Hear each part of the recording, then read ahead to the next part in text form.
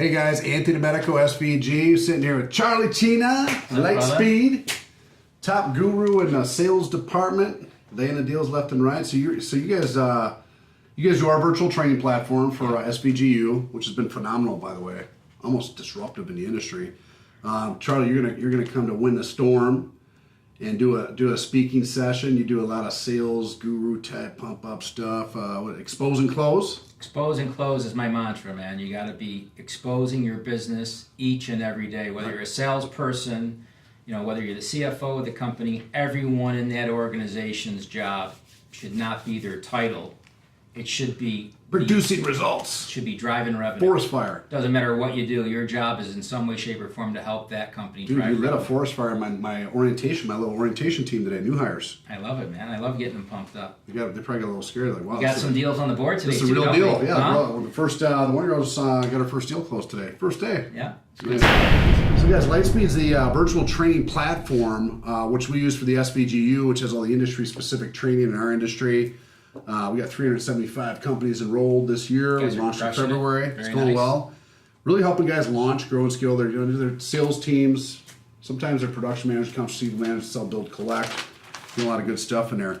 One of the things that comes up, and so some of our clients might be watching this right now, some folks, and I'd like to hear how other companies are using it too.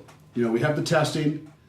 So they watch this video course, right. They test out, we got the file vault where they can access code documents and discontinued tile letters or shingle letters and all this stuff they need at adjustments or in a field and stuff like that.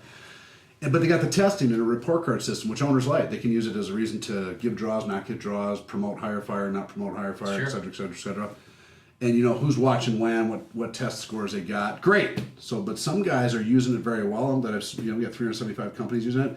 Some guys are using it very well to let's say force, I hate to use the word, but I'm going to say it, force the guys to train and hold them accountable to train and actually use the monetary value of the draw or future promotions, commissions, or such things like, hey, we'll give you leads or not give you leads, stuff like that. And those guys, what I noticed, a lot of them are doing they have 3 videos a day or 15 videos a week, which is roughly about 1 or 2 courses a week, which is not hard to consume, right? Well, one of the mantras that we state at LightSpeed is training isn't something that you did, it's something that you do. Do every day. Right, yeah. You get up, you brush your teeth every day. Why? Because you don't want your teeth to fall out and get decayed, right? Same thing. If people aren't training up every day, just like Michael Jordan when he started professional career, he trained every single day, jump shots. He was the first one on the court, last one off the court. So anybody in any industry that gets to the top of their game, train it, man. Train it effectively. Right. It's discipline and consistency. Discipline and consistency. Discipline and consistency. The great thing is there's no reason for anybody not to plug in for 15 minutes a day. Well, there is, because people are inherently lazy, and some people have too much ego to think that they don't need to train. Right. Top sales producers in this industry, some of them think they're top sales producers. They're doing 500,000 plus. They think they're a top sales producer. But even $1 million producers. There's stuff there's so much training in there, and there's so many things to learn on estimating something. You couldn't possibly know all this stuff in every different roofing system across America unless you went out and actually filmed it all. I'm still learning stuff when I go out there. I'm learning new stuff when I go out in the field now, shooting with other entrepreneurs that know more than I do about certain types of roofing systems. Well, you just did all that mold training. Yeah, we did a whole water mitigation course. Learned a ton where I'm walking through 3 feet of water, learning about industrial hygienists and all that kind of stuff. But the guys that are using the SVGU effectively are the ones that are literally holding their people accountable to use it. And they're literally saying, look, if you don't pass, we had a lady, her name's Brittany, female entrepreneur CEO of the year. She had a thing up on her wall at the office. Don't turn in, your checks will not be released at the payroll office until you turn in your test scores that you watch these 2 courses or whatever every 2 courses a week. She's inspecting what she's expecting, right? She wants to make forcing sure. them to train, right? Because and then they have to absorb the knowledge, and some of them don't like it in the beginning because of ego, because you can't tell me. But they like it when the checks come. But they become better, stronger, faster. Sure. And they're like, man, I'm glad I watched that because I learned how to do this, or I learned how to do that. Now I'm making my jobs more profitable, or now I'm getting my buy ratios improving. Now I understand how to use this document or code, right?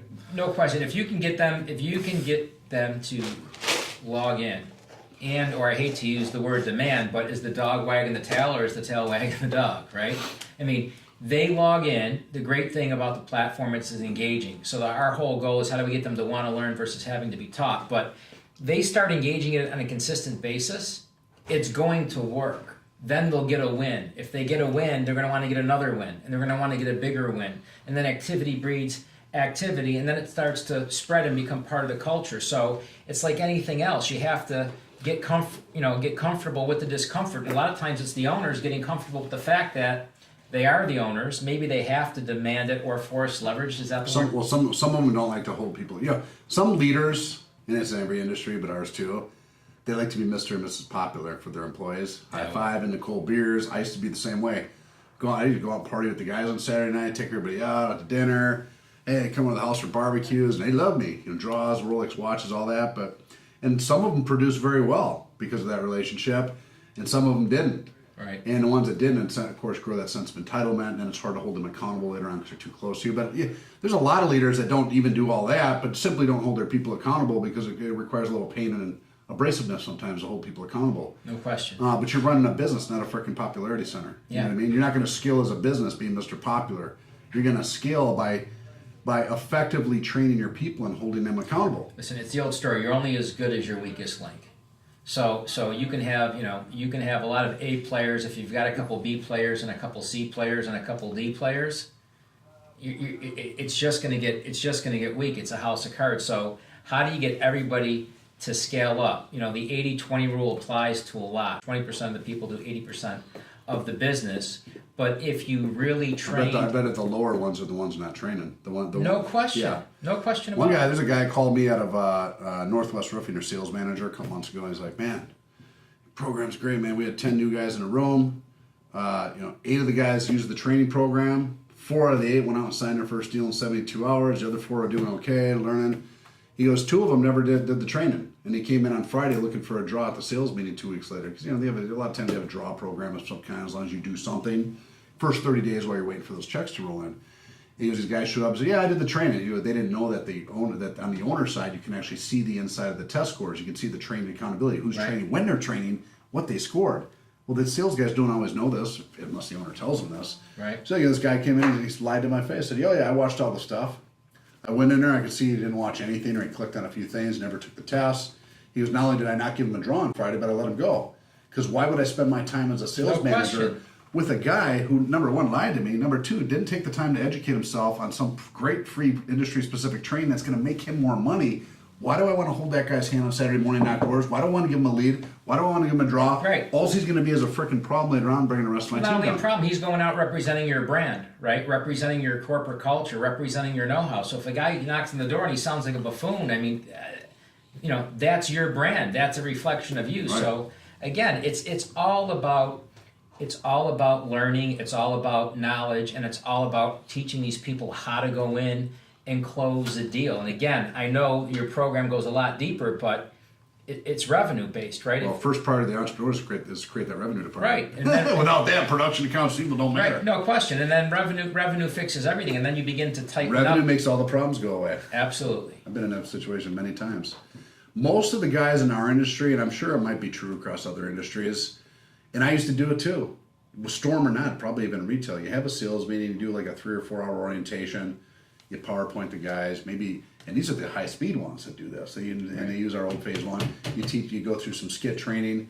The field training goes out the next Saturday morning, shows them how to knock a few doors, gets on a roof. Hey, call me when your first adjustment. That's your next training experience. You're meeting an adjuster for the first time. You're lucky if your sales manager makes it to it. Right. A lot of times they don't show up. I had to wing my first 3 adjustments when I got in this business by myself. I learned everything from insurance adjusters.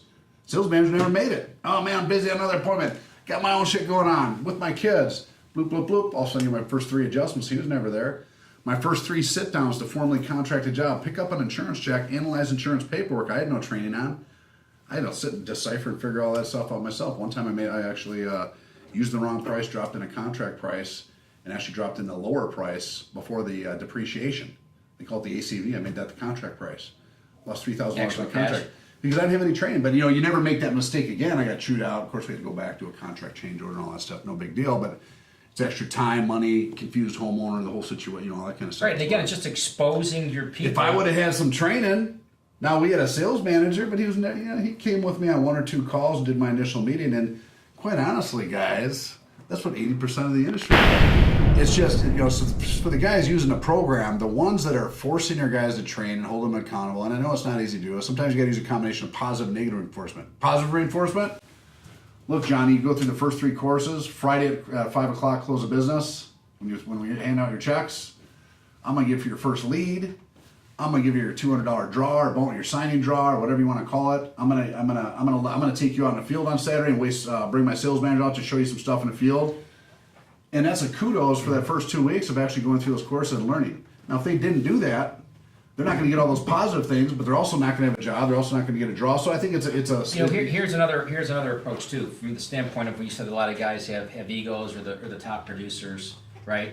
So if you were a top producer and I said to you, Anthony, right, and I'm just throwing a number out, you're doing $1 million a year, right? What's your goal for 2018? Most guys are going to say, well, I want to do $1.5 million, or I want to be $2 million, right? So I would say to you, what's the biggest obstacle that's in your way from helping you get to that $2 million, right? And there's going to be something that they say where you can go and prescribe the particular resolution to their problem to get them to buy in, to go in and take that particular training, because yeah. Do you see what I'm saying? So there's no way for anybody to know all the knowledge that's in there. I don't even know all that stuff, and that's why I've exhausted what I can put in that virtual training platform from 15 years, actually 17 years in the business as an owner, 15 years, 2 years as a sales guy knocking doors.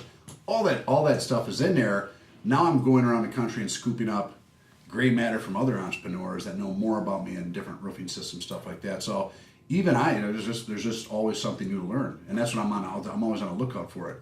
So I had a guy, a couple weeks ago. He's like, "Yeah, I have a guy in the office. He does estimating and supplementing. He's really good at it. So, I like your estimating and supplementing courses, but we have a guy that does that. And we got a sales manager. He does well with the guys and yada yada yada. So, okay, what happens when I get hit by a bus? Did you not estimate supplement? Oh no. I go, that's the only guy in your company knows how to estimate supplement. Wouldn't you like to have a course that anybody could tap into and learn how to type out an appropriate fax cover sheet to a desk adjuster, how to make a call, how to present a sub bid, how to talk to a desk adjuster on the phone to ask for overhead and profit and not cross into PA territory, how to present and stack your sub bid items to override. All that stuff is in a course, along with macros on how to write an estimate. Right. What happens if that guy gets hit by a bus? What happens if he goes start his own business? What happens if he quits or get fired? What happens if he doesn't like you anymore? Now you have a business that not in control of their own profit center. Or if you can have a course where other people can learn, at least you have a backup plan, right? You have the ability to tap into it at all times. And he goes, okay, yeah. He goes, you're right. He goes, go sell my guy on it. He buys off on it. So I walked into his guy that's doing estimating supplementing for 10, 12 years, because I've been doing it for 15 years. I know some tricks. And I said, tell me, some of your desk adjuster calls. How do you get overhead and profit approved? Give me some answers. I said, what do you know about GL audits on the contracting side and how that affects overhead? Crickets. Of course, he didn't know what I was talking about. Even neither did the owner. Well, a GC, when I say GL, I mean general liability insurance policy. A GC has general liability workers' comp. When I pay my subcontractors out, I usually pay an audit at the end of the year. So I pay, we do a quote at the beginning of the year based on what we believe our subcontractor payroll is going to be. Hopefully, at the end of the year, we usually doubled or tripled, so we have to pay a cost at the end of the year for that increase in subcontractor payroll. It's called a GL audit. Usually, it's like 4 to 6% of your subcontractor payroll. Everybody's a little different. Some people got 3, but it's an extra incurred real overhead for writing a check to a subcontractor. Right. So, in one of my courses, when we're talking to a desk adjuster, I'm calling him and I'm saying, look, we have real overhead. I don't care if I supervise that sub or not, because we're trying to get that 10% overhead, 10% profit. It's called GC overhead profit. I can send you my GL audit from last year and show you that when I write a check to a gutter sub, I don't care if I supervise or not, I have a 3% or 4% hard cost on my GL policy right there. It's considered burden, right? They try to deny it based on, well, it's not complicated, it doesn't matter. I've already incurred overhead. So there's a skit and a call on that. So I was just, and the owner told me, look, if you could teach my guy one thing that he doesn't know because he knew everything, I'll get your program. So I went there, showed him that, showed him a couple of things. He goes, yeah, let's get the deal.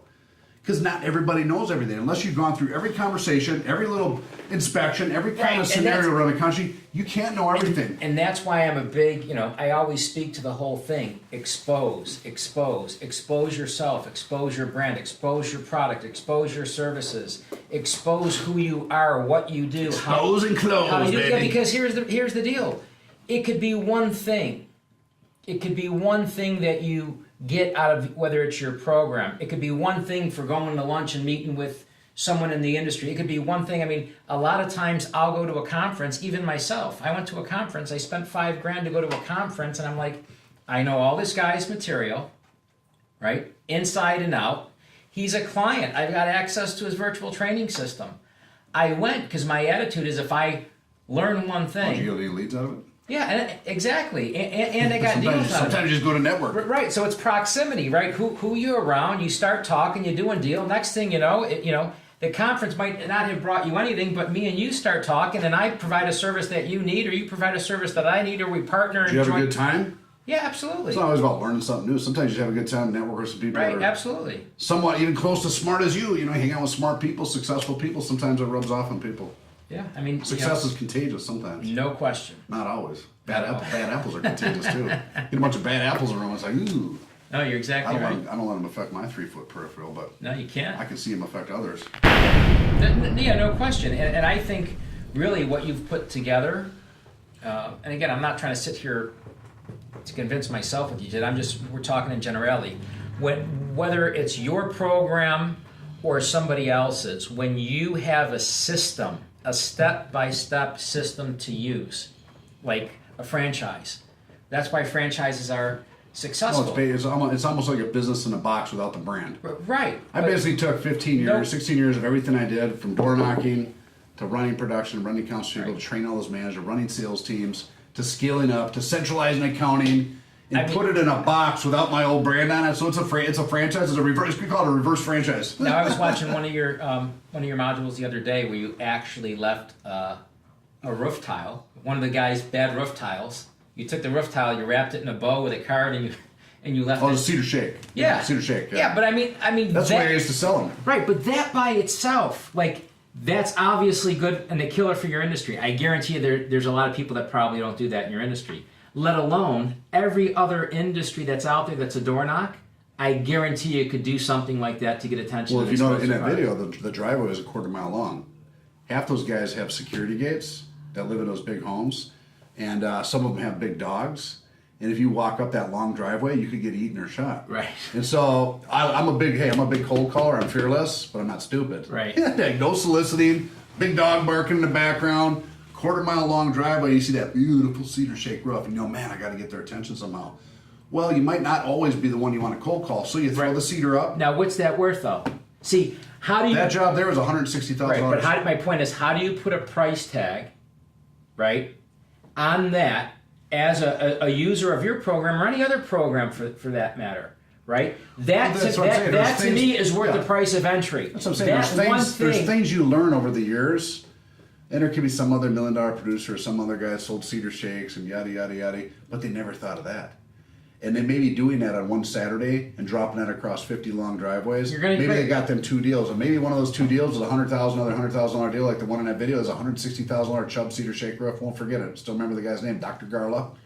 You don't forget jobs like that. Residential, through the cedar. Then I cold called it. So then I systematically do that. But that's secret sauce. Secret sauce, but that's just one video. No, right, but that's what I'm saying. But that's secret sauce, man. That's like, somebody will, that's not a big deal. No, that's a $200,000. That's owners out there watching this right now and say, look, if they knew that their top sales guys would go, these are the ones that got high-end cedar shake market, stuff like that, would go out on Saturday mornings and go pick up 20 pieces of cedar or 30 pieces of cedar, draw a bow on it with the company business card, and throw it over those long security gates. If they knew that 20 or 30 of their guys over the next, 2 years would do that, they know they're going to pick up. They'd probably love it if their guys did that. Most guys aren't doing it. Most guys would never think of that. But that's one in that whole course of many ways that I used to land $100,000 cedar shake roofs. Right, and that's not anything that the average guy that gets into the business or who's in it for a year or 2 years or 3 years is really. You might never think of it. I mean, it's just one thing. It's a silly thing. So I actually had a guy call in from Chicago. Goes, dude, I watched your video. I thought it was kind of cool. I went and did it. He goes, actually, the owner called me. He thanked me. He said, my guy went out, watched this video thing, he went out and did it. They laid about 20 or 30 of them out. He got 2 or 3 calls, and he landed a deal. He called me and goes, man, that actually worked. I'm like, dude, I used to do it all the time. Right, now, what's that worth? Because the conversation... Well, it might be worth more than $5.99 a month. Right, because then the conversation could become, if I can tell you a secret that'll generate you $200,000 in the next 30 days, right, would you give me 10%? Well, that's why guys ask me, like, dude, what's your pro? After I do the demo, they're like, because I demo and there's so much stuff in there now, it's hard to demo all the course. I'm like, dude, just tell me your pain point, or challenging. You might know everything. It's not about you as the entrepreneur. Right. What do you find hard disseminating across 20 people or challenging training them? Was it estimates? So I show them 3 or 4 courses. They're like, man, I don't have to do that anymore. How much is that? Listen, let me tell you what you've got going right now. I think with all the people that you have, and again, just us taking the time today to go through some of your Facebook and see the feedback. I mean, you've got the social proof for people to know that if they engage, right, they'll get a return on investment. But that's the hard part. I mean, not to even compare it to this, but it's like, people don't want to go to the gym, or people don't want to diet. Well, then you're not going to lose weight, or you're not going to get a 6-pack, or you're not going to get biceps. You've got to go every day. So if you want to take your business to the next level, and forget about SVG, I don't care what it is. You have to make a commitment. It's time, it's discipline, it's consistency. I think most owners out there watching this right now probably, if you ask, of course, we love to train our guys. We want to train our guys. And it's, well, I don't really have time. My salesman doing this. So most of them want to improve in that area. I think some, especially in our industry, there's a lot of ego. No offense, guys, a lot of ego. But some of the guys... That's in every industry, though. Some of the guys have a hard time letting go of the fact that... Because, look, they do know a lot. There's guys out there that know more than I do about certain things in different parts of the country, about certain roofing systems, different ways of estimating stuff, of course. But overall, in the aggregate, right? I have a lot of knowledge. They have a knowledge. There's a lot of players that have a lot of knowledge, but it's not about them. It's about their people. It's about the next 10 guys they hire that used to deliver Domino's pizza yesterday. Go teach out knock doors. How do you disseminate all that industry specific knowledge? And that's really the, let's call it a moral issue, right? Or if somebody comes to work for you, like they have a responsibility to generate revenue for you, but you also have a responsibility to them to provide them with the tools and the opportunity to succeed. So I walk into a lot of businesses, right, that have the same issues, which 9 times out of 10 boils down to we're not generating enough revenue, right? Or we have expense problems, right? I can't afford to pay my bills. Well, that's all the problems are due to a lack of revenue. Right. It's all due to revenue. Makes revenue, but you're not investing in your most important training asset, which is your people. You're sending the guy out there and going. These guys will spend knock the door. Tens of thousands of dollars on literature, nice looking brochures, which doesn't sell anything. Beautiful wrap trucks, very high sales salaries, sometimes bonus plans of sales managers. No offense, sales managers watching us. But a sales manager can't effectively train 20 people in this industry. Not even 10, maybe not even 3. Unless he's Superman. A lot of these guys are selling their own jobs, their own agendas first. I used to be a sales manager, I know. But even the good ones, it's hard to effectively, there's so much knowledge that you have to disseminate, and especially in this business, it's just not possible. And so when I say ego, ego means, a lot of guys say, okay, well, I have a good training program. I heard that from a top company, and they do 50, 60 million a year. We have a great training program. Okay, so we start asking, well, how do you train? How do you do this? Yada, yada. Well, that sales manager knows a lot. And the owner's trusting him to train a team. Right. And he's like, well, my sales manager knows all this stuff. Da, da, da. How many of your guys know how to do this? How many know how to do this? What's their average revenue per sales rep? And you start asking all these questions, you realize there's a bottleneck at that sales manager. Like the owner used to know all this stuff. He got burned out. He doesn't want to do it anymore. Sure. He's got this high-speed sales manager. Well, the sales manager's got a good gig. He's getting a fat salary. He's getting a truck. He gets an override on the guys. He's getting some, he's probably got his own jobs he's selling. A lot of them sell their own jobs on the side. So he's got a nest of stuff going on for himself. And those guys get enough attention. They get enough attention to slowly learn what they need to learn as they get kicked out of that bird's nest. But they're not getting the 24/7 access they need. I certainly didn't when I was a sales guy. I see it all the time.